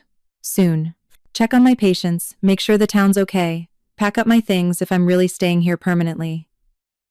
He stiffened. "You want to leave?" "I want to transition," she corrected. "I left without saying goodbye. Left Jamie without a job. Mrs. Chen without her doctor. An entire town thinking I abandoned them. I need closure. They need to see I'm okay." Through the mate bond, she felt his fear that if she went back, she realized this supernatural life wasn't worth it, that she'd choose her old safe existence over the chaos he represented. "I'm not running," she promised. "But I need to close that chapter properly. Can you understand that?" He nodded slowly. "I'll come with you. Highguard escort. Full security. We'll make it safe. Callahan? Non-negotiable. You're my mate. My queen. Every rogue in North America now knows exactly what you look like and where you used to live. I'm not letting you go back unprotected." She wanted to argue, to prove she could handle it alone. But the mate bond whispered that this wasn't about trust. It was about love. About him needing to know she was safe the same way she'd needed to save him from bleeding out in her parking lot. "Okay," she agreed. "But we're taking my car. I refuse to show up in Pinecrest on a motorcycle convoy like some kind of werewolf biker gang." He laughed, and it felt like sunlight after storm. "Deal." 2 days later, Arya stood in her old clinic for the first time in almost a month. It looked exactly the same: outdated equipment, chipped paint, the faint smell of antiseptic, but also completely different, smaller, confining, like a memory of who she used to be. Mrs. Chen was her first visitor, arriving with a casserole and suspicion in equal measure. "Dr. Winters, you're alive. And you brought friends." She eyed the two highguards standing outside like they were exotic and possibly dangerous zoo animals. "I'm alive," Arya confirmed. "And I owe you all an apology. I left without explaining, without making arrangements for your medical care. That was unprofessional.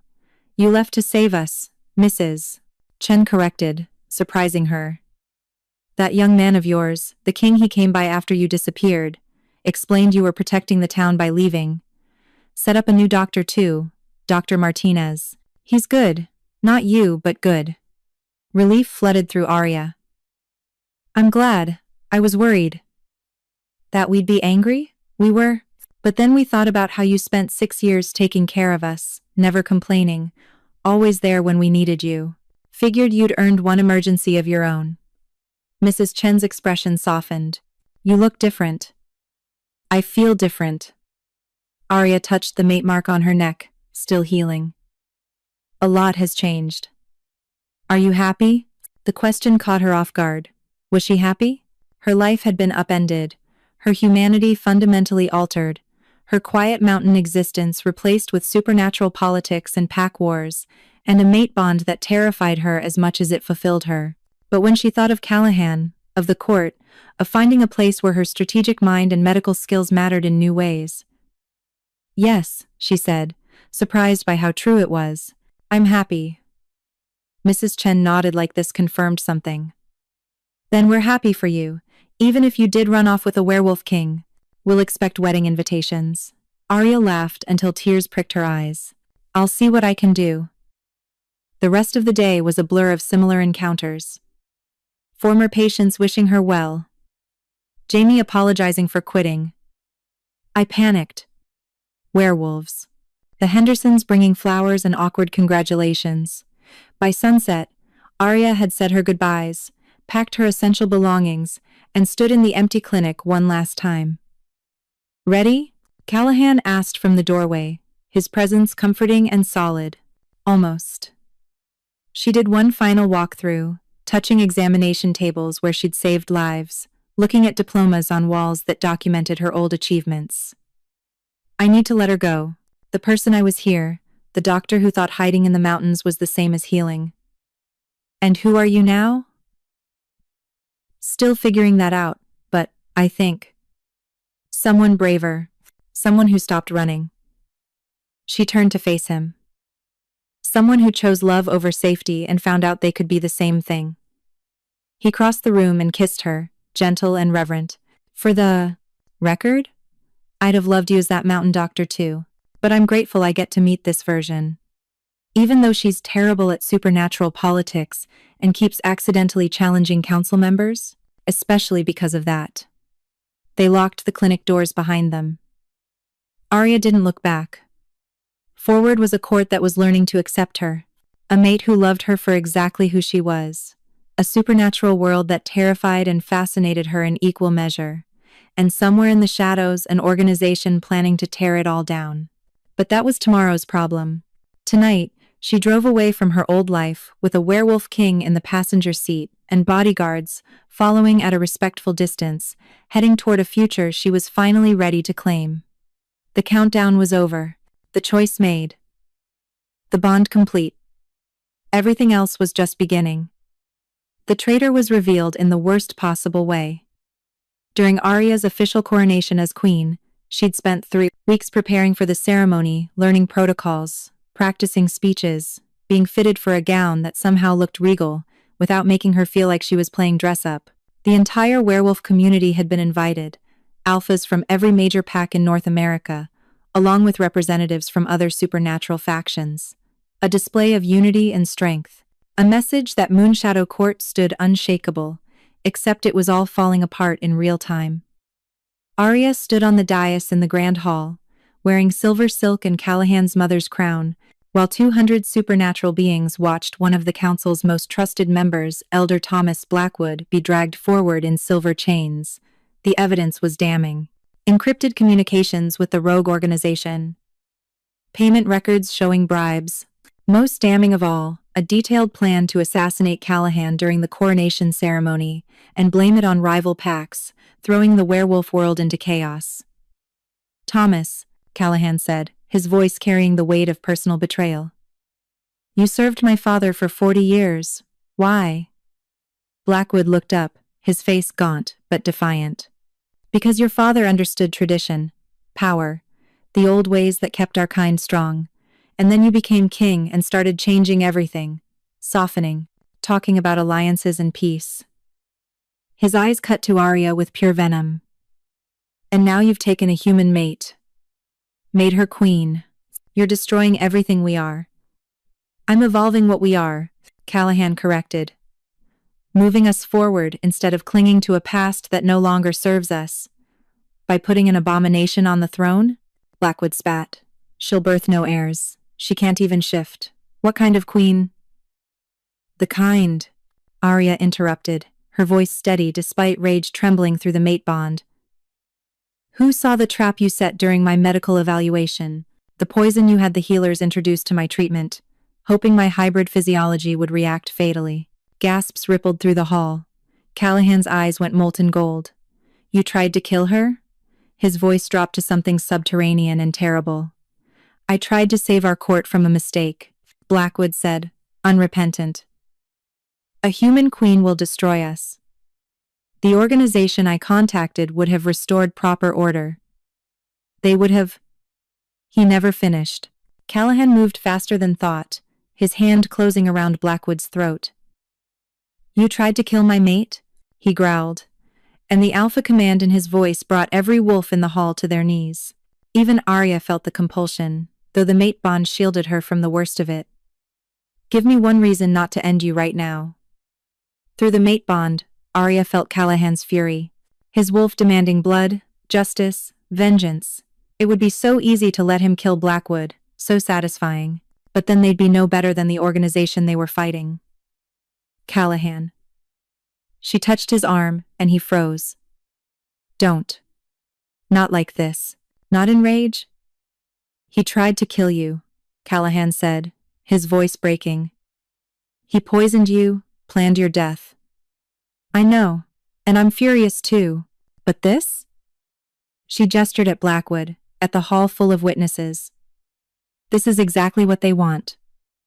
For you to lose control, to look like a tyrant, to prove their propaganda that you're unfit to rule. She stepped forward, addressing the gathered alphas and council members. Elder Blackwood betrayed this court because he feared change, because he couldn't imagine a future different from the past. But that fear doesn't excuse attempted murder. It doesn't excuse treason. He'll face justice, real justice, through proper channels, and everyone will see that Moonshadow Court operates by law, not vengeance. Morgana stepped forward, her expression conflicted. Your Majesty is correct. The punishment for treason is exile. Blackwood will be stripped of rank, marked as rogue, and cast out. No pack will shelter him. He'll die alone. Worse than death, someone murmured. For a werewolf, being cut off from pack bonds was psychological torture. Arya felt a flicker of pity despite everything. There's more, Saskia announced, approaching with documents.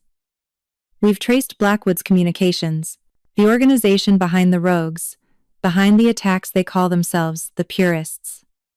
Their goal is to eliminate all non-wolf supernatural influence from werewolf society, mixed species relationships, alliances with other factions, any evolution beyond traditional pack structure. How many members? Callahan demanded. Unknown, but they have cells in at least 20 packs. And they're preparing something big. Multiple coordinated attacks designed to destabilize werewolf leadership and install their own chosen alphas. Arya's strategic mind was already working. When? Within the next month. The coronation was supposed to be their opening move. The hall erupted in discussion. Alphas conferring with their advisors, council members arguing protocol. Chaos barely controlled. Arya looked at Callahan and saw her own fear reflected back. They'd stopped one attack, but a war was coming. Then we prepare, she said loudly, cutting through the noise. Every eye turned to her. The Purists want to isolate us, turn us against each other, prove that change is weakness. So we do the opposite. We reach out to every pack, every supernatural faction willing to stand against extremism. We build alliances so strong that attacking one means attacking all. A unified front, Celestine murmured, her silver eyes distant with vision. I see it, different species, different packs, standing together against the fire. It's unprecedented. Good, Arya said. Unprecedented seems to be my specialty. Callahan smiled despite the tension. Alphas of North America, he addressed the hall, his command making the words reverberate. You came here to witness a coronation. Instead, you've witnessed betrayal and revelation of a threat that endangers us all. The question before you now is simple.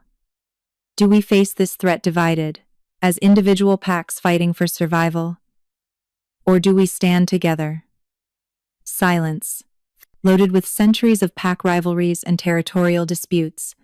Then a woman stepped forward, Alpha Valeria, Stormborn of the Northern Territories, known for her fierce independence. I'll stand with Moonshadow Court. Not because I agree with everything you're doing, Callahan, but because the Purists are a cancer. We cut them out, or they kill us all. One by one, other alphas added their support. Not all, some left immediately, unwilling to join what they saw as a doomed alliance. But enough stayed, enough to make a difference. As the hall slowly emptied, Arya stood beside Callahan on the dais that was supposed to host her triumph and instead had become a war council. Well, she said wryly, that wasn't exactly the coronation I imagined. No? He pulled her close, careful of the crown still perched on her head. What did you imagine? Less attempted assassination, more cake. But she leaned into him, drawing strength from his presence. Callahan, what if we can't stop them? What if the Purists win? Then we'll have failed together. But Arya? He tilted her chin up, his gold eyes fierce. We're not going to fail, because they're fighting for a past that never really existed. We're fighting for a future that's actually possible. Hope always beats nostalgia. That's surprisingly optimistic for a werewolf king. I have a surprisingly optimistic human queen. He kissed her, gentle despite the chaos surrounding them. Whatever comes next, we'll face it together. That's what the mate bond means. Not just love, but partnership, equals. Through the mate bond, Arya felt his absolute certainty. His unshakable belief that together they could handle anything. And maybe, just maybe, he was right. So, she said, stepping back and adjusting her crown. I guess we should probably finish this coronation at some point. I'm already wearing the outfit. Callahan laughed, the sound filling the emptying hall with warmth. Your Majesty, are you suggesting we proceed with a formal ceremony after everything that just happened? I'm suggesting that the purists wanted to stop this coronation because it symbolizes everything they hate: change, unity, hope. So yes, let's absolutely finish it. Let's make it loud and proud and impossible to ignore. His smile was brilliant. I love you. I love you too. Now let's go be insufferably optimistic rulers and make some extremists very angry. They reconvened the ceremony an hour later with the remaining alphas and court members. It was smaller, more intimate than planned, but somehow more meaningful. When Morgana placed the formal crown on Arya's head and declared her Queen of Moonshadow Court, the wolves who remained howled their approval. The sound echoed through the mountains, a declaration of alliance and defiance. In the shadows beyond the court, members of the Purists heard that howl and knew their opening gambit had failed. But the war was far from over. It was only just beginning. The unified front held for exactly 2 weeks before the first cracks appeared. Alpha Marcus Ironjaw of the Eastern Seaboard Pack was found dead in his home, throat torn out by what appeared to be rogue wolves. His second-in-command immediately blamed Moonshadow Court for insufficient protection and withdrew from the alliance. 3 days later, a fire destroyed a neutral meeting ground where different packs had been negotiating terms. No casualties, but the message was clear: nowhere was safe. The Purists were moving. Fast, coordinated, brutal. Arya stood in the war room, formerly a library, now covered in maps and tactical displays, watching red markers multiply across North America. Each one represented an attack, a defection, a pack choosing isolation over cooperation. We're losing ground, Morgana said grimly. For every pack that joins us, 2 pull back. The Purists are creating fear faster than we can build trust. Then we need to cut off the head, Saskia suggested. Find their leadership and eliminate them. If they have centralized leadership? Callahan countered. Everything we've learned suggests a decentralized cell structure. Taking out one cell just activates others. Arya studied the attack patterns, her medical training helping her see what others missed. The attacks weren't random. They formed clusters, radiating from specific geographic points. There, she pointed to 3 locations on the map. Portland, Denver, and Atlanta. These are coordination hubs. Every attack traces back through one of these cities. Celestine appeared in the doorway, her silver eyes wild. The vision is clearer now.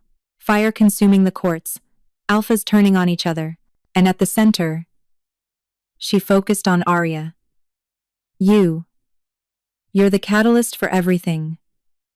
The Purists won't stop until you're dead because your very existence disproves their ideology. Comforting, Arya muttered. But there's more. Celestine moved to the map, her finger hovering over Portland. I see a gathering, Purist leadership meeting in secret. 3 days from now, they'll be vulnerable, exposed. If we strike, then... It could be a trap, Morgana interrupted. Seers can be manipulated. They might want us to see this. Or it's our best chance, Callahan said. Arya's right about the coordination hubs. If we can disrupt even one, we might buy time to fortify the alliance. We? Arya asked sharply. Please tell me you're not suggesting what I think you're suggesting. His expression confirmed her fears. I have to go. Show strength. Lead from the front. And walk directly into what might be a trap specifically designed to kill you? I'll have high guards. Backup from allied packs. Every precaution. Except the one where you don't put yourself in needless danger. Arya's voice rose with fear disguised as anger. Through the mate bond, she felt his determination warring with his need to keep her safe. You're not expendable, Callahan. If the purists kill you, everything falls apart. If I don't take this risk, everything falls apart anyway. We're losing. Arya, we need a win. She wanted to argue, to forbid him through some kind of queen authority she absolutely didn't have. But she saw the trap. If she tried to control him, she'd become exactly what she'd feared becoming. Someone who lost herself in the relationship. Fine, she said, voice tight. But I'm coming with you. Absolutely not. Not negotiable. You said we're partners, equals. You don't get to protect me by excluding me from strategy. She crossed her arms. Besides, I have advantages none of your wolves do. I think differently. See patterns others miss. You need me. I need you alive. And I need you to trust me. The mate bond flared between them, carrying the weight of every fear they'd been suppressing. Callahan, I can't just stand here waiting for you to come home. It'll break me. I'd rather die fighting beside you than spend my life wondering if you're coming back. Silence fell over the war room. Every council member and high guard pretending not to witness the argument. Finally, Saskia spoke. She's right, Your Majesty, about thinking differently. During the rogue interrogation, Dr. Winters noticed behavioral patterns our people missed. Her human perspective is an asset. Traitor, Callahan muttered, but there was no heat in it. Morgana surprised everyone by adding, the Queen Consort has proven herself capable. Perhaps it's time we stopped treating her like delicate human and started treating her like the strategic mind she is. Callahan looked at Arya for a long moment. She felt his fear through the mate bond, his desperate need to wrap her in protection and never let danger near. But she also felt his respect, his understanding that she'd suffocate under that kind of protection.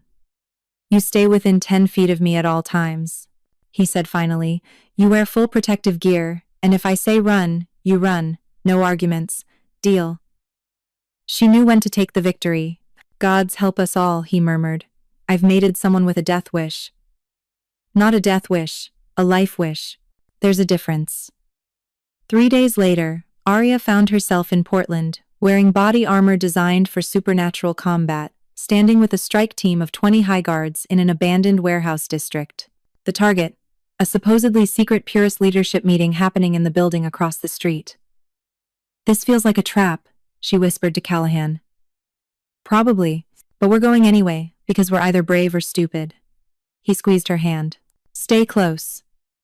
They breached on Saskia's signal, coordinated, professional, overwhelming force meant to capture not kill. The warehouse was exactly as Celestine had seen, 30 purist members, including several high-ranking coordinators. Too easy, Arya thought. Way too easy. Then the explosions started. Not in their warehouse, but across the city. Coordinated detonations at pack houses, safe houses, anywhere allied wolves had gathered. Dozens of locations going up in flames simultaneously. It's a diversion, Saskia shouted over the comms. They wanted us here, away from our people.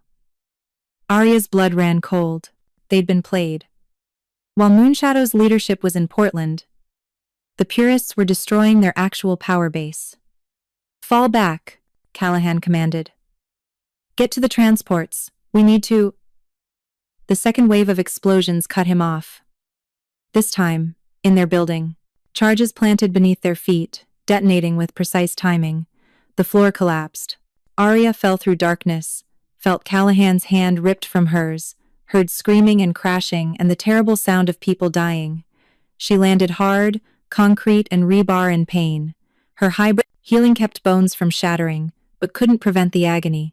Around her, high guards stirred some healing, some not moving at all. Callahan, She scrambled upright, ignoring her body's protests. Callahan! Here! His voice, rough but alive, somewhere in the smoke and darkness. She stumbled toward it, found him pinned under debris, blood streaming from a head wound. Hold still, she ordered, medical training overriding panic. She assessed quickly concussion, possibly cracked ribs, but alive. Healing already starting. Above them, footsteps. Dozens of them. Purest reinforcements poured into the ruined warehouse. Not to capture, to finish the job. Touching, Blackwood's voice said. Arya looked up to see the exiled elder stepping through the smoke, armed and backed by an army. The human queen trying to save her mate. How noble, how useless. You're supposed to be cast out, Saskia growled from behind overturned equipment. Her leg was clearly broken, but she held a pearl weapon steady. That was the plan. Make you think you'd won, while we prepared the real assault. Blackwood smiled. Every pack house, every safe location you thought was secure, we've known about them for months. Tonight, we burn it all down. Moonshadow Court, your precious alliance. Every wolf who chose change over tradition. By morning, there won't be enough left to matter. Arya felt Callahan trying to shift, to fight, but he was too injured. The other highguards were struggling, wounded or trapped. They were going to die here, unless... You want me, Arya said, standing slowly. That's what this is really about. You can't handle that a human proved your ideology wrong just by existing. So take me, let the others go, and I'll come quietly. No, Callahan roared, trying to rise despite his injuries. Tempting, Blackwood mused. But no, we'll take you and kill them. Can't leave witnesses to tell the story wrong. He raised his weapon. Time seemed to slow. Arya saw everything with perfect clarity. Blackwood's finger on the trigger, Saskia trying desperately to reach her own weapon, Callahan struggling against debris, the other purists moving into position. They were outgunned, outmanned, outplayed. But Arya Winters hadn't survived medical school, residency, and 6 years of trauma surgery by giving up when things looked impossible. She'd survived by finding solutions no one else saw. You're wrong about one thing, she said clearly. I'm not useless. Then she did something desperate and possibly insane. She triggered the mate bond. Not just feeling Callahan's presence, but opening it completely. No barriers, no protection, just pure connection. His alpha power flooded into her hybrid body, not making her wolf, but amplifying everything she'd become. Enhanced senses exploded into hyper-awareness. Strength multiplied beyond human limits. Healing accelerated to supernatural speed. For 30 seconds, she carried the power of an alpha king in a human frame. It would probably kill her afterward. But 30 seconds was enough. She moved faster than human perception, crossing the warehouse in a blur. Disarmed Blackwood. Took down 3 purists before they could react. Grabbed weapons from fallen highguards and threw them to trapped allies. The tide turned in heartbeats. Saskia, armed and furious, tore into the purists with vicious efficiency. Other highguards rallied, their alpha's power flowing through his mate, giving them renewed strength. Even Callahan, freed from debris, shifted despite his wounds. The fight was brutal but brief. Purists who'd come to execute the trapped court found themselves facing supernatural rage, channeled through a human doctor who'd decided 30 seconds of borrowed power was worth the cost. When it was over, Arya collapsed. The mate bond, stressed beyond its limits, fractured like overstretched steel. Pain unlike anything she'd ever experienced flooded through her, every cell screaming, every nerve burning. The price of channeling power she wasn't built to contain. Arya, Callahan was there, cradling her, his own injuries forgotten. No, no, no, what did you do? What were you thinking? Saved us, she gasped. Worth it. It's killing you. The bond is tearing itself apart, I can feel it. Then fix it, Celestine's voice cut through. She appeared beside them, her silver eyes blazing with urgency. The bond broke because she pushed too hard. But you're both still alive. still connected. Pour your power back into her. Rebuild what fractured, now, before it's too late. Callahan didn't hesitate. He bit down on the mate mark again, not to mark her anew, but to reinforce what existed. His alpha power poured into Arya, but controlled this time. Gentle, rebuilding the bond piece by piece.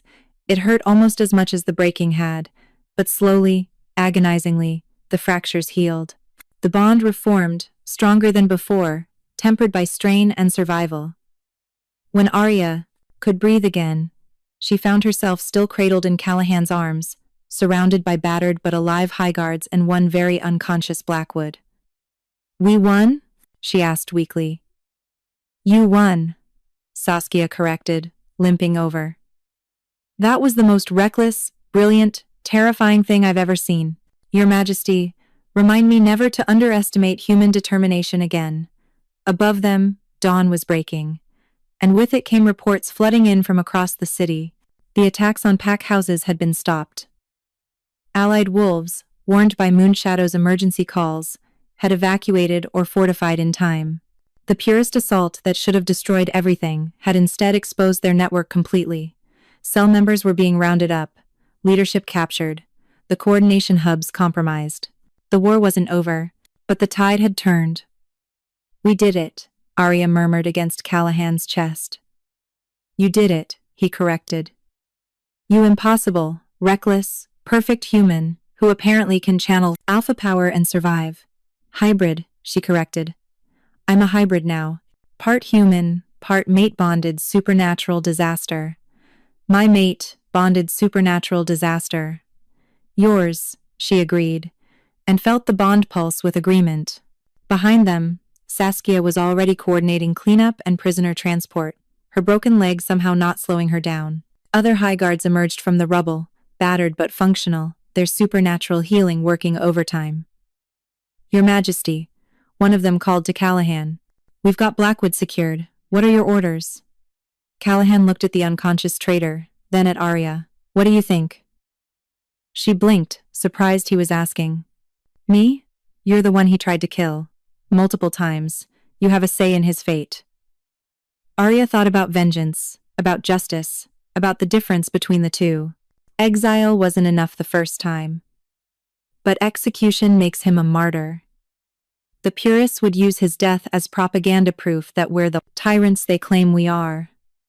"So what do you suggest?" "Public trial. Let every pack see the evidence. Let them hear his own words condemning him. Then permanent imprisonment under maximum security. He lives, but powerless. Forgotten. The opposite of martyrdom." Morgana, who'd arrived with reinforcements, nodded approvingly. "Wise counsel, Your Majesty. The Council will support this." As the sun fully rose over Portland's warehouse district, emergency vehicles arrived to handle the human casualties and cover story. Something about a gas leak explosion, mundane and boring and entirely unbelievable, but humans had a remarkable capacity for accepting comfortable lies over uncomfortable truths. Arya watched the cleanup with Callahan beside her, his arm around her waist keeping her steady. "We should get you to a healer," he said quietly. "That stunt with the mate Bon Celestine said it could have killed you, but it didn't." She leaned into him. "And it saved everyone. I'd do it, again." "I know. That's what terrifies me." But his voice was warm, proud. "You're going to give me a heart attack before I'm 40. You're a werewolf. Pretty sure you're functionally immortal." "Not if my mate keeps doing things that stop my heart." She laughed despite the exhaustion, the pain, the sheer insanity of everything that had just happened. "Fair point. I'll try to be more boring going forward." "Please don't. I fell in love with you exactly as you are, reckless heroism and all." The word settled over her like a warm blanket. Love. Not just the mate bond, not just supernatural destiny, but real, chosen, complicated love. "I love you too," she said. "Even though you dragged me into a supernatural war, and your council terrifies me, and I'm pretty sure I'll never fully understand pack politics." "That makes two of us," he admitted. I've been king for 5 years and still don't understand half of what the council argues about. But with you here, it feels manageable. Like maybe I don't have to carry everything alone anymore. They stood together in the wreckage of what should have been a massacre, holding each other while around them the pieces of their world slowly reassembled. Not the same as before, some things had broken too thoroughly for that, but into something new. Something stronger. Saskia approached, her leg already in a temporary brace. Your Majesties, we've received word from the other coordination hubs.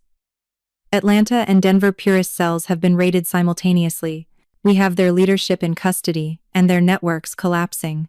This isn't over, but we've won the battle, Arya finished. The war will take longer. Wars always do, Callahan said. But we'll face it together, all of us.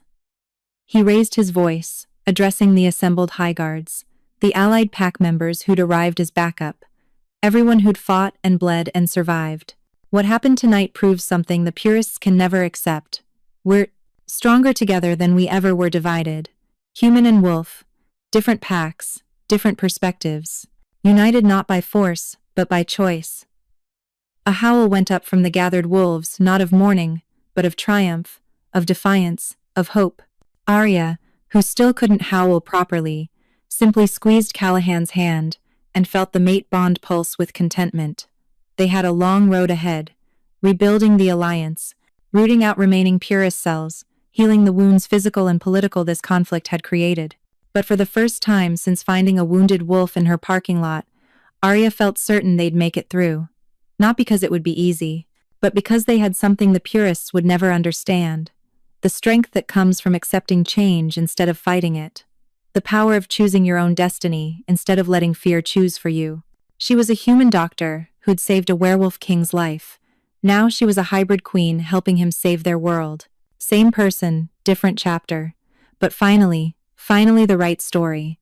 6 months later, Moonshadow Court looked nothing like the fortress Arya had first seen.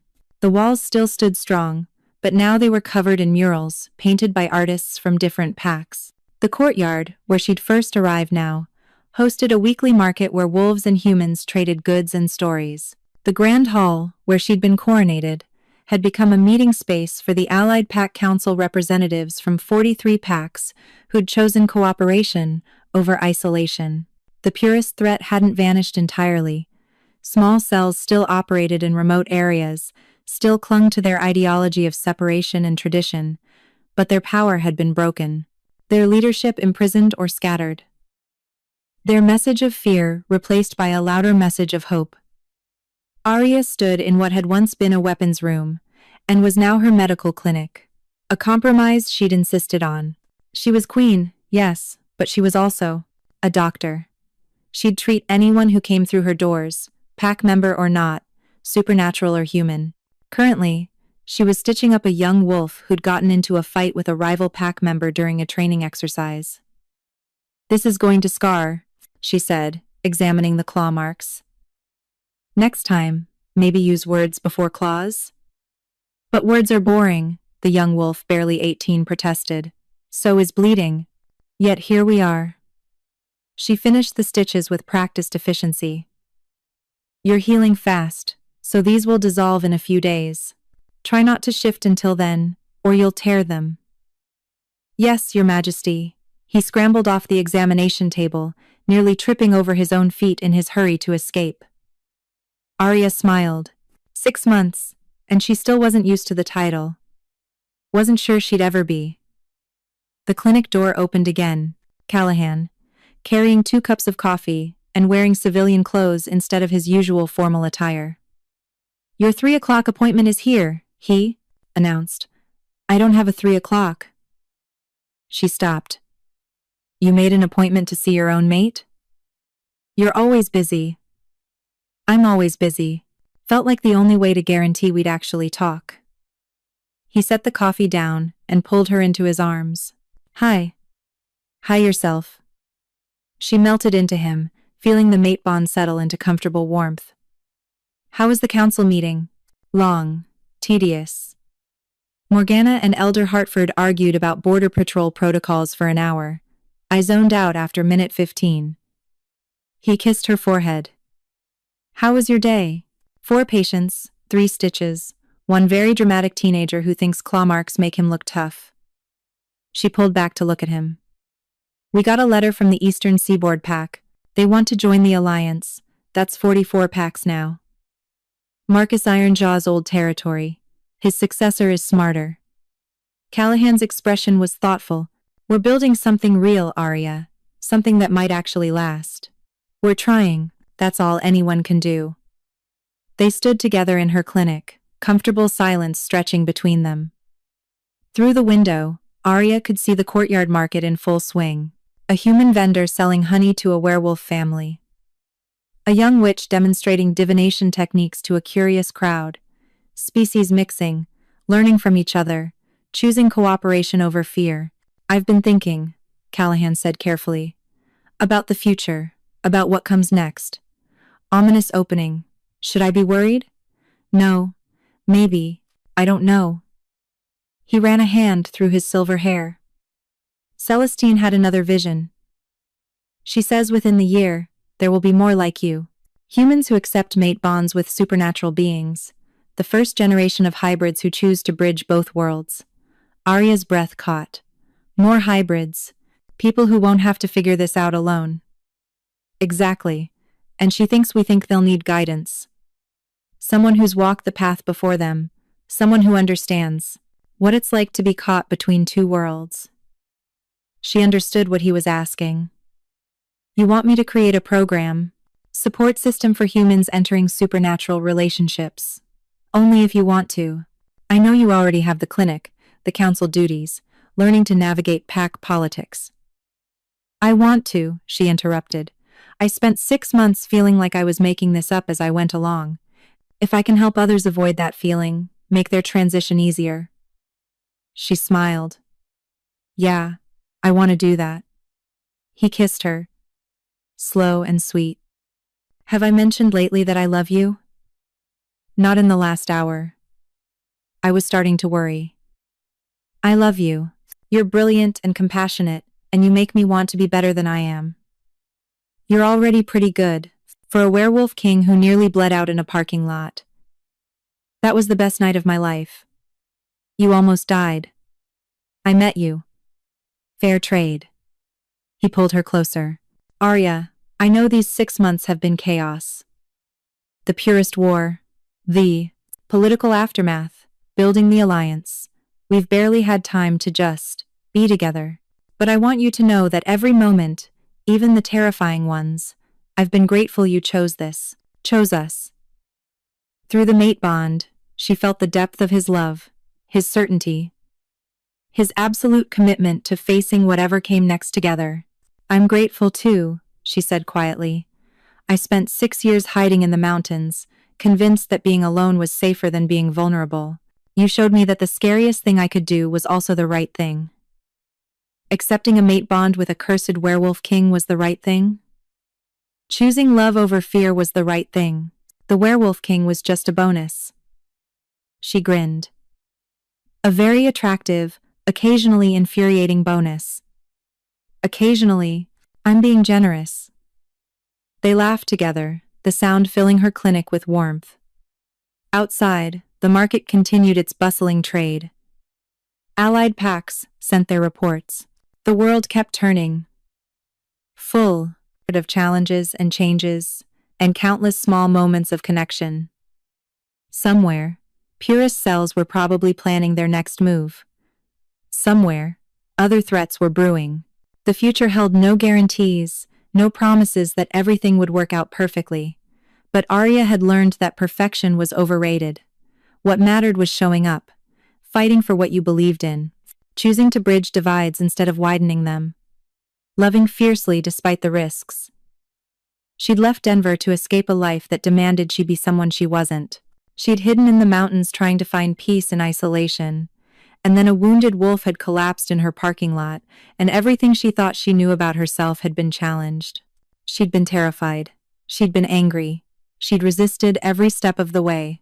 But looking at Callahan now, feeling the mate bond thrumming between them, watching the world they were building together through her clinic window, she couldn't regret a single moment. What are you thinking? He asked. That I'm glad I didn't let you bleed out. He laughed. Me too. That would have been embarrassing for both of us. The Alpha King, felled by bear trap and stubbornness. The trauma surgeon who almost missed the most important patient of her career. They smiled at each other, comfortable in the life they'd built from impossible circumstances and stubborn hope. Outside, a child laughed, one of the new generation being raised in a world where human and supernatural wasn't an either-or choice, where hybrid wasn't a curse but a bridge, where different didn't mean dangerous. Aria Winters had spent her whole life proving she belonged in rooms that didn't want her. Now she was building rooms that welcomed everyone, and if that wasn't worth nearly dying for, she didn't know what was. Come on, she said, pulling Callahan toward the door. Mrs. Chen sent another casserole. If we don't eat it while it's hot, she'll know and she'll be offended, and honestly I'm more terrified of disappointing her than I am of any purist's cell. The human who faced down Elder Blackwood is afraid of a little old lady? You haven't experienced Mrs. Chen's disapproval. It's weaponized guilt. Very effective. They walked together through the court that was becoming home, past wolves who nodded respectfully, and humans who waved cheerfully, toward a future that was uncertain and terrifying and full of possibility. The human doctor who'd saved a wolf's life. The werewolf king who'd found his mate in a parking lot. Together, they were rewriting the rules. And it turned out, the new story was better than anything Destiny could have written alone. Because the best stories aren't about fate. They're about choice. And Aria Winters had finally learned to choose herself and found that choosing love could be the same thing.